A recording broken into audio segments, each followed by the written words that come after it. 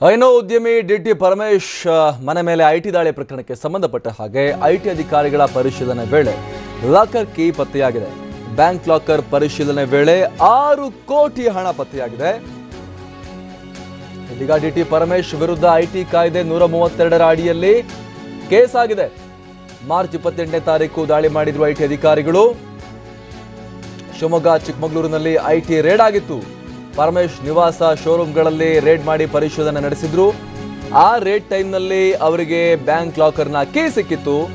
ಇದೀಗ bank locker ಅನ್ನ ಪರಿಶೀಲನೆ ಮಾಡಿದಾಗ 6 ಕೋಟಿ ಹಣ ಪತ್ತೆಯಾಗಿದೆ ಬ್ಯಾಂಕ್ ಲಾಕರ್ನಲ್ಲಿ ಅನ್ನುವಂತ ಮಾಹಿತಿ ಸಿಗ್ತಾ ಇದ್ದು ಐಟಿ ಕಾಯ್ದೆ 132ರ ಅಡಿಯಲ್ಲಿ ಕೇಸ್ ದಾಖಲಾಗಿದೆ. ಡಿಟಿ ಪರಮೇಶ್ ವಿರುದ್ಧ ಈಗ ಕೇಸ್ ದಾಖಲಾಗಿದೆ. ಉದ್ಯಮಿ ಡಿಟಿ ಪರಮೇಶ್ ಮನೆ ಮೇಲೆ ಐಟಿ ದಾಳಿ ಪ್ರಕರಣಕ್ಕೆ ಸಂಬಂಧಪಟ್ಟ ಹಾಗೆ ನಾವಿಲ್ಲಿ ನೋಡ್ತಾ ಇರುವಂತದ್ದು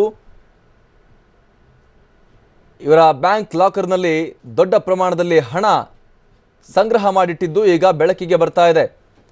ಕ್ಯಾಶ್ ಇತ್ತು, 6 ಕೋಟಿ ನಗದು ಸಿಕ್ಕಿದೆ ಅಂತ ಇಲ್ಲಿ ಹೇಳಲಾಗ್ತಾ ಇದೆ. ಬ್ಯಾಂಕ್ ಲಾಕರ್ನಲ್ಲಿ ಅದನ್ನ ಐಟಿ ಅಧಿಕಾರಿಗಳು ಈಗ ಸೀಸ್ ಮಾಡಿದ್ದಾರೆ.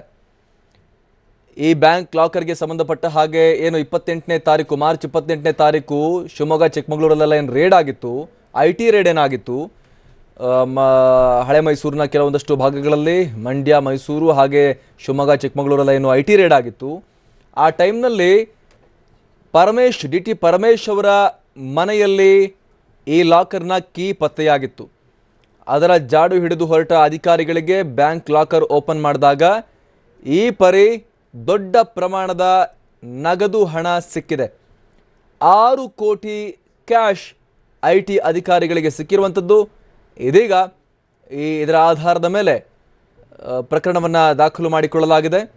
ಸೆಕ್ಷನ್ 132 ಐಟಿ ಕಾಯ್ದೆ ಅನ್ವಯ ಪ್ರಕರಣವನ್ನು ದಾಖಲು ಮಾಡಿಕೊಳ್ಳಲಾಗಿದೆ.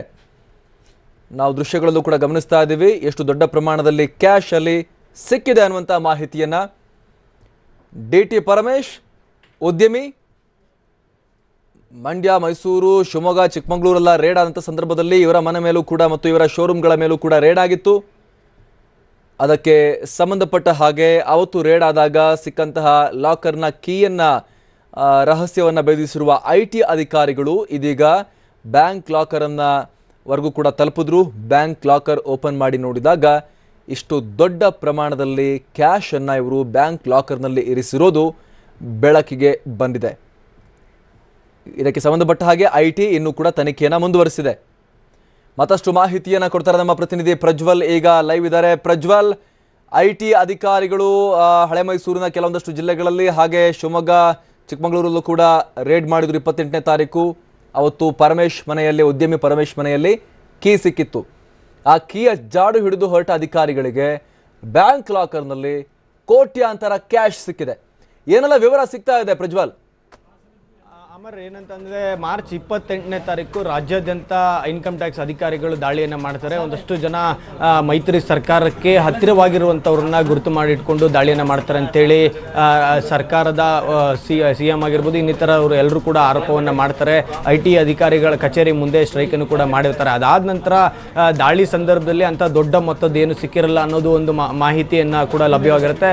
ನಂತರದ ಸಮಯದಲ್ಲಿ 2.1 ಕೋಟಿ ಕ್ಯಾಶ್ ಮತ್ತು 1.69 ಕೋಟಿಯಷ್ಟು ಚಿನ್ನಾಭರಣ ಪತ್ತೆಯಾಗಿತ್ತು ಅನ್ನೋ ಒಂದು ಮಾಹಿತಿ ಕೂಡ ಹೊರಬಂದಿತ್ತು ಐಟಿ ಮೂಲಗಳಿಂದ. ಆದರೆ ಈಗ ಹೊರಬಂದಿರೋ ಮಾಹಿತಿ ಏನಂದರೆ ಶಿವಮೊಗ್ಗ ಮತ್ತು ಚಿಕ್ಕಮಗಳೂರಿನಲ್ಲಿ ಒಂದು ಮಾರುತಿ ಬಿಸ್ನೆಸ್ ಕಾರ್ ಡೀಲರ್ ಆಗಿರುವಂಥ ಕಾರ್ ಶೋರೂಮ್ಗಳನ್ನು ಹೊಂದಿರುವಂಥ ಡಿಟಿ ಪರಮೇಶ್ವರ್ ಅಂತೇಳಿ ಉದ್ಯಮಿ ಏನಿದ್ದಾರೆ, ಆ ಉದ್ಯಮಿಯ ಮನೆಯಲ್ಲಿ ದಾಳಿ ಮಾಡಿದಂಥ ಸಂದರ್ಭದಲ್ಲಿ ಸಾಕಷ್ಟು ದಾಖಲಾತಿಗಳು ಸಿಕ್ಕಿರುತ್ತೆ ಮತ್ತು ಒಂದಷ್ಟು ಬ್ಯಾಂಕ್ ಲಾಕರ್ನ ಕೀಗಳು ಸಹಿತ ಸಿಕ್ಕಿರುತ್ತೆ. ಇದನ್ನು ಆಧಾರವಾಗಿ ಇಟ್ಕೊಂಡು ಮುಂದಿನ ಇನ್ವೆಸ್ಟಿಗೇಷನ್ನ ನಡೆಸಿದಂಥ ಐಟಿ ಅಧಿಕಾರಿಗಳು ನಂತರ ಸಮಯದಲ್ಲಿ ಅಂದರೆ ನಿನ್ನೆ ಆ ಒಬ್ಬ ಡಿಟಿ ಪರಮೇಶ್ವರ್ ಅವರ ಸಮ್ಮುಖದಲ್ಲೇ ಆ ಬ್ಯಾಂಕಿಗೆ ಕರೆದುಕೊಂಡು ಹೋಗಿ ಕೆನರಾ ಬ್ಯಾಂಕಿಗೆ ಕರೆದುಕೊಂಡು ಹೋಗಿ ಆ ಬ್ಯಾಂಕಿನ ಲಾಕರ್ನ ಓಪನ್ ಮಾಡಿಸಿದ್ದಾರೆ. ಜೊತೆಗೆ ಓಪನ್ ಮಾಡುವಂಥ ಸಂಪೂರ್ಣ ವಿಡಿಯೋ ಚಿತ್ರೀಕರಣವನ್ನು ಕೂಡ ಐಟಿ ಅಧಿಕಾರಿಗಳು ಮಾಡಿಕೊಂಡಿದ್ದಾರೆ. ಆ ಒಂದು ಲಾಕರಿನ ಒಳಗಡೆ 2 ಪ್ರತ್ಯೇಕ ಕವರ್ನಲ್ಲಿ 2,000 ರೂಪಾಯಿ ಹೊಸ ನೋಟ್ಗಳು ಸುಮಾರು 6 ಕೋಟಿಯಷ್ಟು ಹಣ ಅನ್ನೋದನ್ನ ಈಗಾಗಲೇ ಅಧಿಕೃತವಾಗಿ ಹೇಳಲಾಗ್ತಿರುವಂಥದ್ದು. ಈ 6 ಕೋಟಿ ಹಣ ಎಲ್ಲಿಂದ ಬಂತು, ಯಾವ ಮೂಲ ಕೇವಲದ್ದು ಅನ್ನೋ ಒಂದು ಕೇಳಿದಂಥ IT ಅಧಿಕಾರಿಗಳ ಪ್ರಶ್ನೆಗೆ ಸಮಂಜಸವಾದಂಥ ಉತ್ತರ ಕೂಡ ಈಗಾಗಲೇ ಪರಮೇಶ್ ಅವ್ರ ಕಡೆಯಿಂದ ಬಂದಿಲ್ಲ. ಹೀಗಾಗಿ IT ಆಕ್ಟ್ 132 ಅಡಿಯಲ್ಲಿ ಒಂದು ಪ್ರಕರಣವನ್ನು ಮಾಡಿಕೊಂಡಿರುವಂಥ IT ಅಧಿಕಾರಿಗಳು ಹೆಚ್ಚಿನ ತನಿಖೆಯನ್ನು ನಡೆಸಿದ್ದಾರೆ. ಒಟ್ಟಾರೆಯಾಗಿ ಇದುವರೆಗೆ ಮಾರ್ಚ್ 28ನೇ ತಾರೀಕು IT ಅಧಿಕಾರಿಗಳು ರಾಜ್ಯಾದ್ಯಂತ ಬೃಹತ್ ದಾಳಿಯನ್ನು ಏನು ನಡೆಸಿದ್ರು, ಆ ದಾಳಿಯಲ್ಲಿ ಒಟ್ಟು 10 ಕೋಟಿ ಮೌಲ್ಯದ ಹಣ ಮತ್ತು ಜ್ಯುವೆಲ್ರೀಸ್ ಸೇರಿ ಸಿಕ್ಕಿರುವಂಥದ್ದು ಮತ್ತು ಸಾಕಷ್ಟು ದೊಡ್ಡ ಮಟ್ಟದ ಸರ್ಕಾರಿ ಪ್ರಾಜೆಕ್ಟ್ಗಳನ್ನು ಮಾಡಲಿಕ್ಕಿದ್ದಂಥ ಫೈಲ್ಸ್ಗಳು, ಜೊತೆಗೆ ಅಲ್ಲಿ ಮಾಡಿದ ಆ ಒಂದು ಪ್ರಾಜೆಕ್ಟ್ಗಳ ಕಾಮಗಾರಿಗಳ ಬಿಲ್ಗಳನ್ನು ಪಡೆದುಕೊಂಡಿರುವಂಥದ್ದು, ಬ್ಯಾಂಕಿಂದ ಡ್ರಾ ಮಾಡಿಕೊಂಡಿರುವಂಥದ್ದು, ಇವೆಲ್ಲವೂ ಕೂಡ IT ಅಧಿಕಾರಿಗಳಿಗೆ ಸದ್ಯದ ಹಂತದಲ್ಲಿ ಸಿಕ್ಕಿದೆ. ಅವರು ಇನ್ನೂ ಹೆಚ್ಚಿನ ತನಿಖೆಯನ್ನು ಕೂಡ ನಡೆಸಿದ್ದಾರೆ.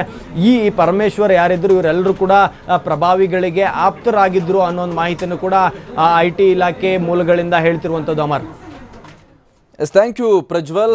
ಇದು IT ಅಧಿಕಾರಿಗಳ ಪರಿಶೀಲನೆ ವೇಳೆ ಲಾಕರ್ನಲ್ಲಿ ಹಣ ಪತ್ತೆಯಾಗಿರುವಂಥದ್ದು. 28ನೇ ತಾರೀಕು ರೇಡ್ ಆಗಿತ್ತು.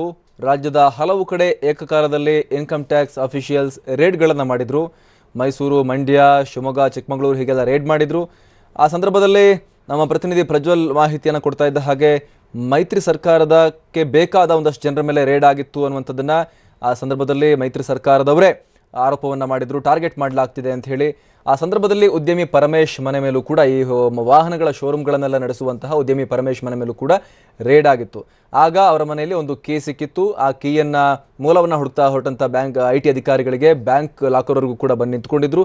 ಲಾಕರ್ ಓಪನ್ ಮಾಡಿದಾಗ ಈ ಪರಿ ದೊಡ್ಡ ಪ್ರಮಾಣದ ಕ್ಯಾಶ್ ಅಲ್ಲಿ ಸಿಕ್ಕಿದೆ.